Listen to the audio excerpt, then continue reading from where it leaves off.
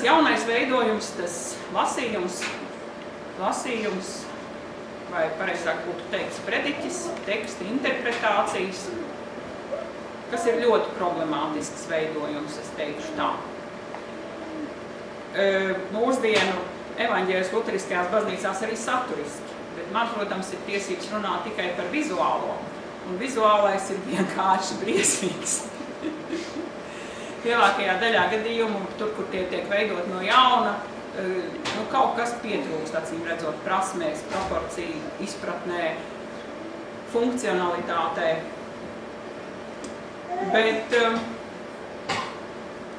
ko vēl jāpasaka, pie tā ir jāpasaka, ka lielākoties tomēr parasti viņas ir labajā pusē, luteriskajās baznīcās. Ir labajā? Tas vienkārši no kuras puses skatās, ja? Labajā, ja? Kreisajā. Man tagad iznāca tā kā man ir viens tāds stāsts par kādu nelielu baznīcīnu Šveicē, kur visi griesti, jums arī ir koku paneļi. Tur arī tādi koku paneļi, un visi tie koku paneļi ir apgleznoti ar bībeles sižetiem. Viss tur 360 gabaliņu. Un liels bija mans pārsteigums, ka tad, kad es tur nokļuvu un apsēdos tā kā jūs tagad sēžiet un pats ir galvu uz augšu un skatos, bet visi kājām gaisā. Un tad es sapratu, ka tie bībeles sižeti, kā špikers ir vajadzīgi tam mācītājiem, ne jau tai draudzē. Jo viņš, ka paceļ acis, tad viņš redz pareizi visu. Bet priekš turistiem viņi ir izdomājuši ļoti labu lietu, viņiem ir tādi izliekti spogulīši, tā kā greizie spoguļi. Un jūs apsēdieties savā soliņā, paņemiet to spogulīti uz ceļiem, un jums viss rādās liels, skaists un pareizā virzienā. Nu jā, par kancelēm.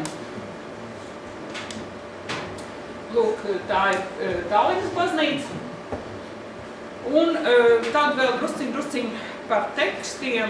Teksti, kas man liekas, man bija vienu brīdi tāda ideja, ka teksti varētu būt tāda alternatīva. Mūsdienās mēs dzīvojam tādā vizuālā pasaulē, kur mums viss ir ar bildēm.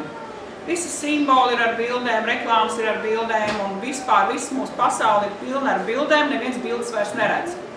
Augstskolā es cīnos par to, lai atjaunotu redzi studentiem, jo viņi neko vairs neredz. Un tad man tā ideja bija, ka būtībā teksti varētu uzrunāt mūsdienu cilvēku, jo bildes vairs neuzrunā. Neredz cilvēks bildes, bet tekstus mēs redzam. Jūs droši vien visi variet no galvas noskaidīt, kas jums tur virs durvīm ir. Ka nāk iekšā. Jums tur ir uz trepītēm, ka nostājās.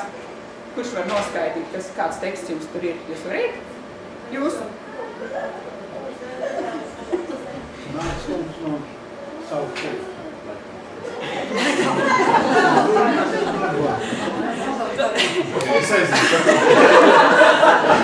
Ja mācītājs iet pārbaudīt, tad tam jābūt ļoti mokliem.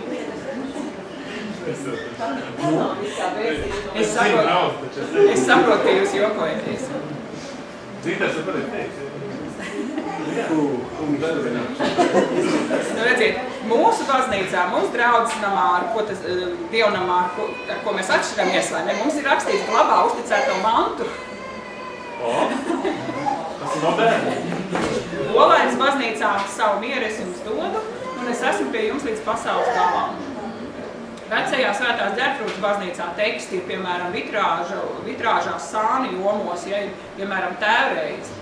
Bet tas nebūtu brīnišķīgi, ja mēs viņu varētu izlasīt galu galā kaut kur lieliem burtiem. Tas nekas, ka mēs visi zinām. Var visu kaut ko varētu uzrakstīt. Ja es būtu Luters, es visu aprakstītu. Un ļoti skaisti ir šie teksti Kārļu baznīcā Tallinā. Tur ir ļoti daudz, ja, bet es esmu paņēmusi tāds galvenos, tur kora vēlvē, sāni jomu vēlvēs, ir sakristējis pa labi un pa kreisi apsīdē. Absolūti brīnišķīgi ir šie teksti, komplekts.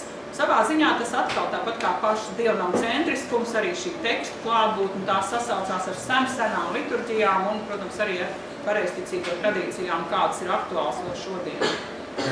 Un man liekas, ka arī šādi teksti nemaz nav tik ļoti slikti, ja?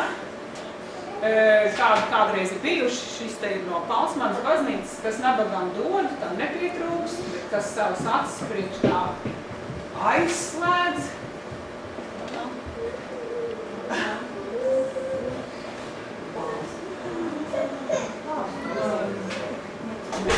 Bet tie 3 burtiņi, kas tas ir?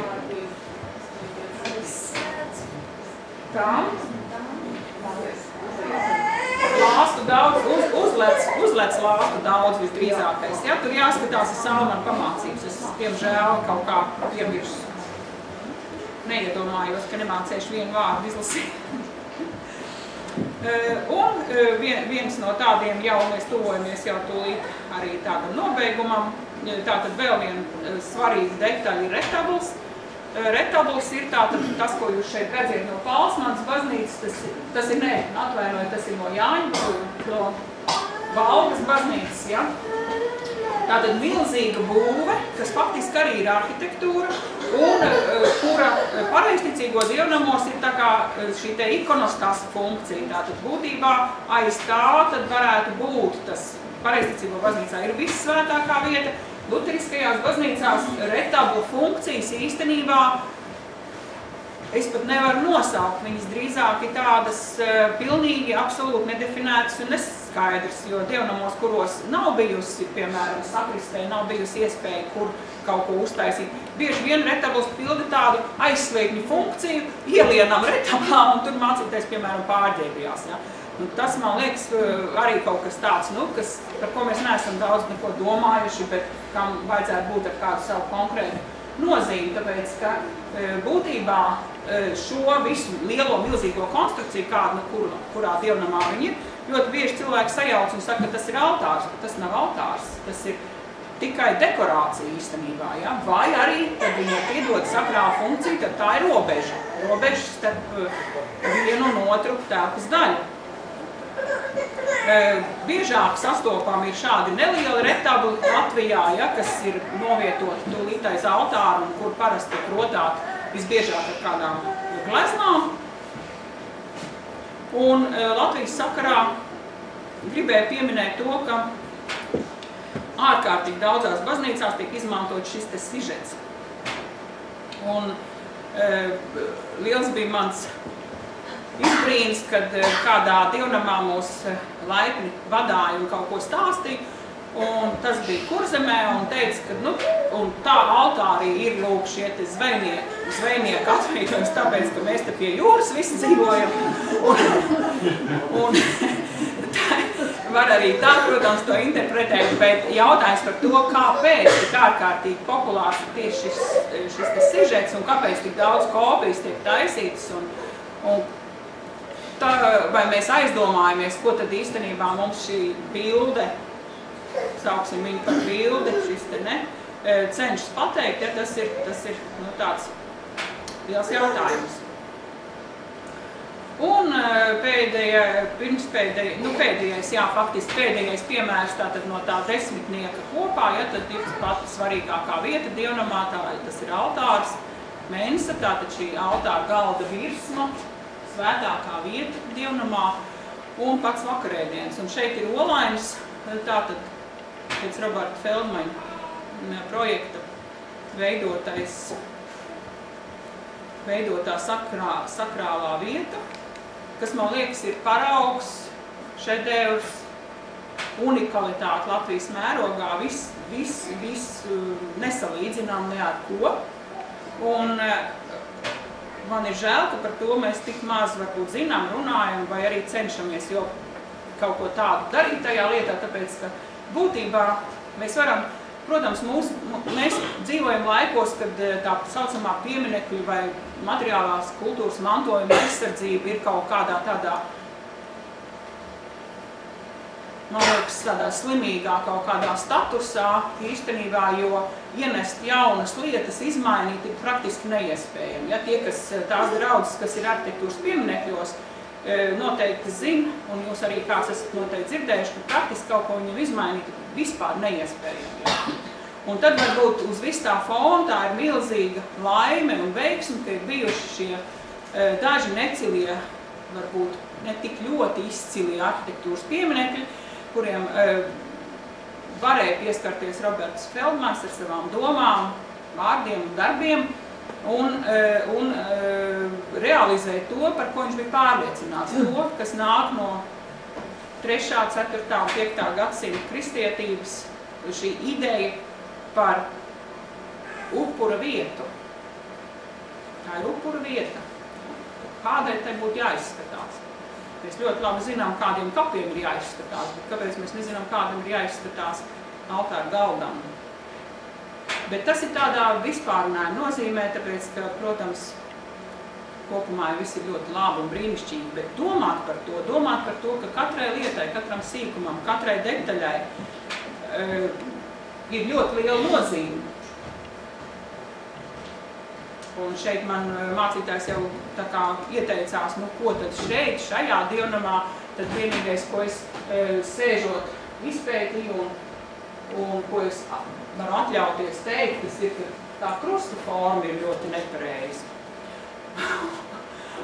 un protams, ka tas ir tāds, nu, patiešām vieta, kurai mēs nevaram piedot kaut kādu pārdabisku nozīmi, bet krusts kopumā, ja mēs ņemam vērā to, ka tas ir Kristus upuru simbols, tad tā ir tā lieta, pret kur būtu jāizturās ar visu lielāko atbildību un pietāti, ja, tad šīm proporcijām, kādam tam krustam būtu jābūt. Kaut arī mēs varam teikt, jā, bet vēsturiski jau neviens nezina, kā tas bija, un īstenībā tas vispār bija viss savādāk.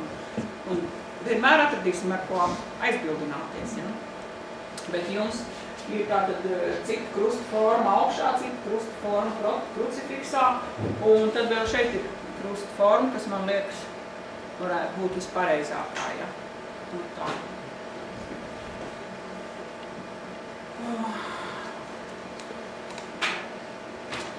Jo, kāpēc tas viss ir tik svarīgi? Jo dievnams un liturģija, kā debesu Jeruzālemes prototips, ja?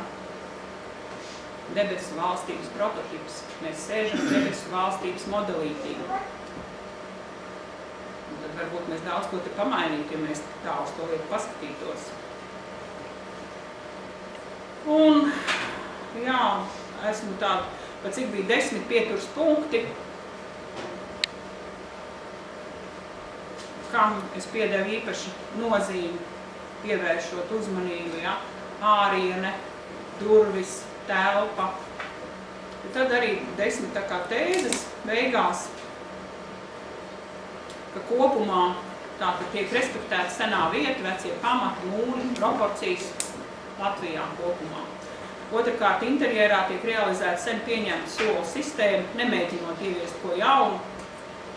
Kustības dinamika, piemēram, vakarēdienu laikā gaida scenārisku risinājumu, kas daudzviet ir problēmas, vai par tiem pašiem soliem, piemēram, mēs jau 20 gadus dzīvojam ar jaunajām dziesmu grāmatām, bet visiem baznīcas soliem vietiņi paredzēt vecajām dziesmu grāmatām. Un, nav tāda dievkalpojuma, kad kāds ar muguru neapgāst aizmugurē sēdošajiem dziesmu grāmatu, ja? Un tā ir blīkšķi nenoveltos zemē. Un it kā liekas, nu sīkums, nu kas tad nevar uzmanīties, var jau uzmanīties, ja? Bet atceramies to, ka kādreiz tas tika taisīts, domājot par to, kāda ir tā dziesmu grāmatas formāts, ja? Tātad, nu, kādreiz cilvēkiem tas likās svarīgi. Kancela tā tad ir kreisajā pusē. Tā ir jumtiņš, un tā tiek aprīkot ar labu gaismu un skaņu un pastiprinošu aparatūru. Šeit mums nav ne jumtiņa, ne gaismiņas, ne gaismiņa ir. Altārs ir ne tikai svētākā, bet arī greznākā vieta telpā. Tiek norobežota ar sētiņu, liturģiskās krāsas, viss kārtībā.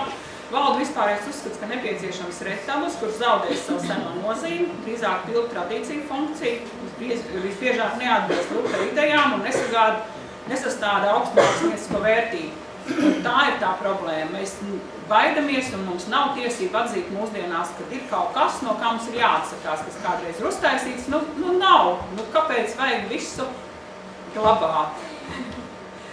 Ar lielāku drosmi es gribētu, ka ar lielāku drosmi mēs ienākam ar saviem jauninājumiem, bet ar gudriem, ļoti prātīgiem jauninājumiem. Ļoti svarīgs ir zvans un iespēja to lietot. Nezinu, kā jums tas tik brīnišķīgi notika.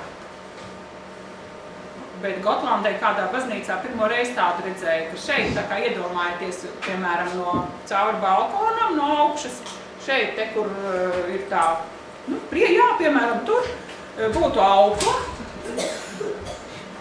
Un tā aukla arī stāv, galiņš tā kā tāda desība sarulēts. Un tu pieeji vienkārši par austu un viss, tur nekāds vairs nav, vienkārši tā aukla. Uz balkona aukla. Nekur, jā, vai jums ir uz balkona aukla, jā? Jā. Kādreiz Tad jūs neesat tālu no Gotlandas. Jo tas arī tāds, ja ir tas zvans, tad vajag panākt, lai viņi var lietot, jā? Tagad daudziem arī ir elektroniskie, protams, ērģeles kā dievnam dvēseli. Un šeit ir runa par to, ka par to repertuāru kāds bieži vien pēdējā laikā ienāk, bet ne ar ērģelēm, tas ir saistīts, bet drīzāk ar slavēšanas pasākumiem, kas ir pats pa sevi atsevišķs notikums un ko nevajadzētu jaukt ar liturģiju. Pārliek emocionāla reakcija uz pievienoto vērtību dažādām iekārtas lietām, dāvinājumu, tradīcijas, jā, tātad uzdāvināja, kur lai liekam, un viss tagad lēmī, kur lai liekam, Tas muzejos ar tāpat ir, jā, tagad visi trīs latvieši mirst viens pēc otra, visi dāvina muzejam, un muzejam jau tā jau nav nekā kur likt, dāvina. Dominē tātad muzejiski izolēti mākslas artefaktu apraksti, tas ir, es šeit domāju to, ka nav profesionālu kvalitatīvu komentāru par dievnamu māksliniecisko un liturģisko sadarību, piemēram, tad mēs ieejam, es gribētu kaut ko arī varbūt izlasīt. Bet tas ir diskutējums jautājums, tas ir vairāk tāds luterisko draudžu vai reformātu baznīcas tāda tradīcija, jo katoļi vispār to ignorē pilnīgi, pareizticīgie vispār nezina nemaz neko, ja? Viņi nestāst, un tas vispār nav svarīgi, un no tāda dievišķā viedokļa var teikt, jā, tam ir jāpaliek visam anonīmi, un nav nekāds nozīmes tam, kas, kad, ko izdarīja, pārbūvēja, uzbūvēja. Tā kā tas ir diskutējums jautājums. Un jāicina ārēji analizēt ārēji dotus, fiziski tveramus un objektīvi analizējumus faktus saistībā ar luteriskās teoloģijas pamatnostādnēm un ietekmēt tos. Tāds, ieskatiņš, drusku garāk iznāca nekā bija domāts, atvaino.